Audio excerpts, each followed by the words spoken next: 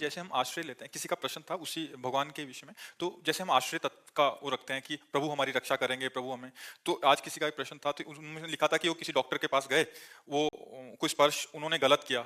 उस समय तो पहले तो उनको ठीक लगा कि, पर बाद में जब वो चिंतन किया तो उनको लगा कि ये गलत स्पर्श था, कि ऐसा नहीं करना चाहिए था। फिर वो हनुमान जी के भक्त थे, उन्होंने बोला कि हनुमान जी ने मुझे ऐसी स्थिति में क्यों डाला, और मतलब मैं तो नाम भी जप करती थी। फिर वो दुखी हो रहे हैं, तो महाराज जी इसको कैसे समझें कि प्रभु का। अब इसमें अगर वो समझ पावे, पूर्व का कोई अशुभ प्रारब्ध जो आपसे गलती हुई थी, उसी गलती का निराकरण हुआ। आपने जो गलती की उसका प्रकाश नहीं हुआ, तो आपको क्षोभ और दुख दिलाने के लिए ये प्रारब्ध यहां गिरा करके, नहीं तो ऐसा जैसे कभी कोई चूक का अवसर आया तो भगवान थोड़ी चूक का अवसर हमें दे रहे हैं। हमारी वासना, हमारी गलती हमें चूक पे ले जा रही, भगवान हमें बचा सकते हैं। हम भगवान से प्रार्थना करें, उस समय भगवान को पुकारे तो भगवान हमारी रक्षा करेंगे।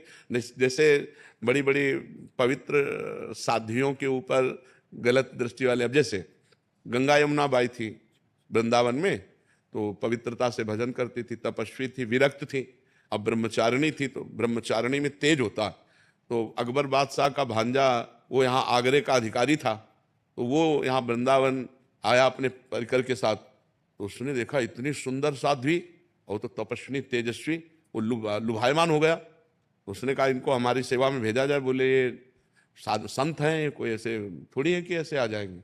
तो उसने 2 वेश्याएं लगाई। अब आप विचार करो कि इनको किसी भी तरह हमारे महल में लाओ।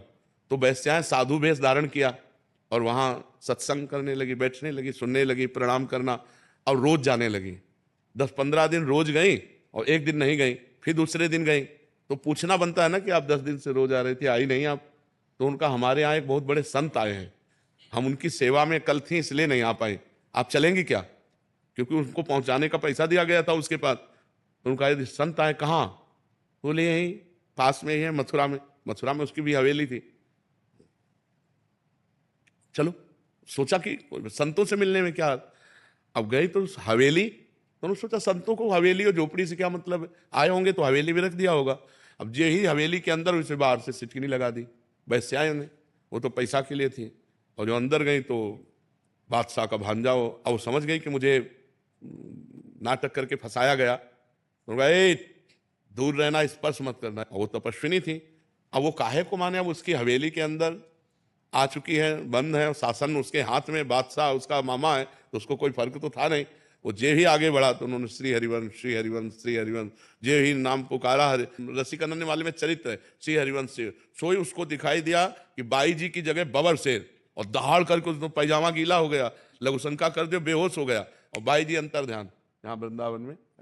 तो इस विषय पर अगर देखा जाए तो इसमें कोई प्रभु की ऐसी बात नहीं थी कि उनको इस तरह का संकट झेलना पड़े।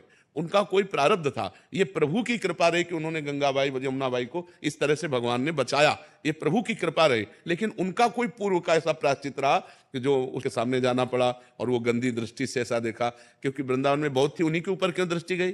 तो कोई प्रारब्ध संयोग, ये कृपा रही भगवान की कि वो छुआ नहीं और बच गया, ऐसा हो। फिर वो बाद में आया और चरणों में साष्टांग दंडोत हुआ और कहा मुझे क्षमा कीजिए, तब से मैं जल रहा हूं। तो उन्होंने कहा आप जो है संतों के प्रति ऐसा भाव न रखें, आप जाओ आनंद से भजन करो, हमें कोई आपसे द्वेष नहीं है। तो ऐसा होता है।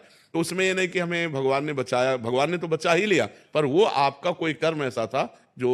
तो अभी हमें दोबारा वहां नहीं जाना चाहिए, और कोई भी किसी हाँ बिल्कुल ऐसे नहीं, और डॉक्टर को भी ऐसा नहीं करना चाहिए। डॉक्टर तो एक भगवान का स्वरूप होता है। मरीज जब उसके पास जाता है तो सर्वांग समर्पित होता है। तो डॉक्टर को चाहिए कि अपने बेटा बेटी की तरह व्यवहार करना चाहिए, इधर उधर गंदी हरकतें नहीं, तभी फिर उनका भी जीवन बर्बाद होता है। तुम डॉक्टर होकर के ऐसी हरकत करते हो। डॉक्टरों को तो माता पिता की तरह व्यवहार करना चाहिए। मान लो जवान बच्ची है, बच्चा कुछ उस तरह का स्पर्श करना और काम से स्पर्श करना बड़ा अंतर होता है। तो हमें लगता है डॉक्टरों से हमारी प्रार्थना है कि आपके पास जो मरीज आवे वो अपने बेटी बच्चों जैसा व्यवहार करें, उनके साथ ऐसी कोई हरकत न करें जिससे एक डॉक्टर की वजह से